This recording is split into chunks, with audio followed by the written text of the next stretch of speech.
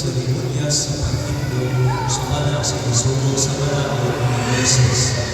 Usa kilalan nila ang bata ngadto sa Jerusalem aron ihalad nila sa Ginoo.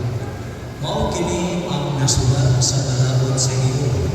Ang tanang panganay lalaki kinahanglan ihalad ngadto sa Ginoo. Miadto sa sila ang paghalad sumala sa isugo sa balaod sa Ginoo. Usa ka paris na buko magwa kang nagapuyong sa Jerusalem nga kinahanglan Simeon.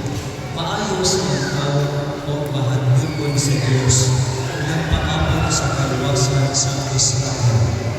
Naguban kaniya ang Espiritu Santo o ipasaligan siya sa Espiritu Santo nga dili siya mamatay hangtod makita niya ang Mesiyas na isaad sa Ginoo.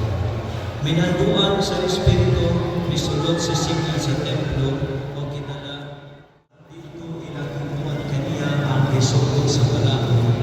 Gikugos ni Simeon ang bata o nagpasalamat siya sa Dios.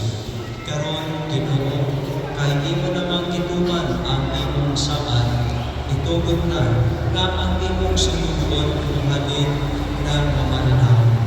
Kaysa kaugalingon kong mga mata, nakita ko ang imong kaluwasan, kahit iandam at umagan sa kanang katawhan.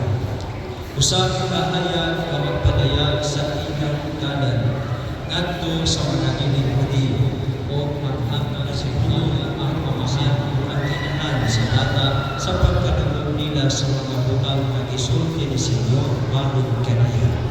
Unya kanalangin si Simeon kanila o miingon kang Maria na inahan sa bata. Kining bata gipili sa Dios alang sa kanagdagan o kaluwasan sa daghang mga tao sa Israel. Mahimo siyang ilhanan gikan sa Dios nga supahon sa daghang mga tao. O tungod niini nadayag ang ilang mga dinaguang pulapunan ug ang kagumol sama sa usa ka hakot nga espada. Mula